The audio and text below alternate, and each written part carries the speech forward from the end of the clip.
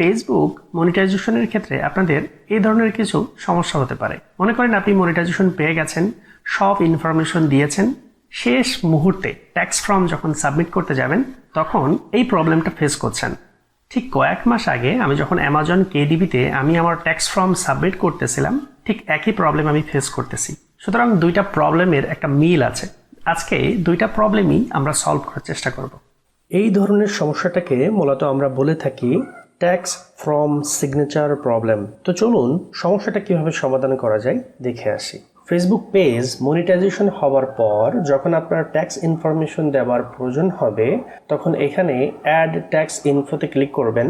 Click করার পর সবথেকে গুরুত্বপূর্ণ ইনফরমেশন এখানে, অর্থাৎ আপনার নাম যে অবস্থায় আছে না কেন ওই অবস্থায় কপি করতে হবে। কপি করে একটা টেক্সট ফাইলে রাখবেন।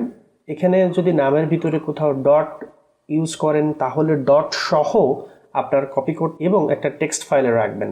ইনফরমেশন দেওয়ার পর যখন নেক্সটে যাবেন এবং আপনার যখন ট্যাক্স ফ্রম সিগনেচার দেওয়ার কথা বলবে তখন যে নামটা যে অবস্থায় আপনি কপি করছিলেন ওই অবস্থায় এখানে পেস্ট করে দেবেন।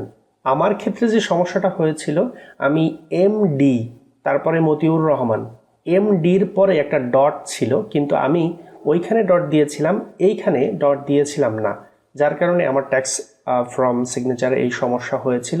তারপর ডট দেওয়ার পর এই সমস্যাটা সমাধান হয়। যদি আপনার দেওয়া তথ্য সব ঠিক থাকে তাহলে নেক্সট করবেন। ইয়েস, নেক্সট করার পরে এখন দেখতে পাচ্ছেন যে রিভিউয়ের জন্য কথা বলছে, তারপর সাবমিট, এবং সব কিছু ঠিক থাকলে সাবমিট ফর্ম।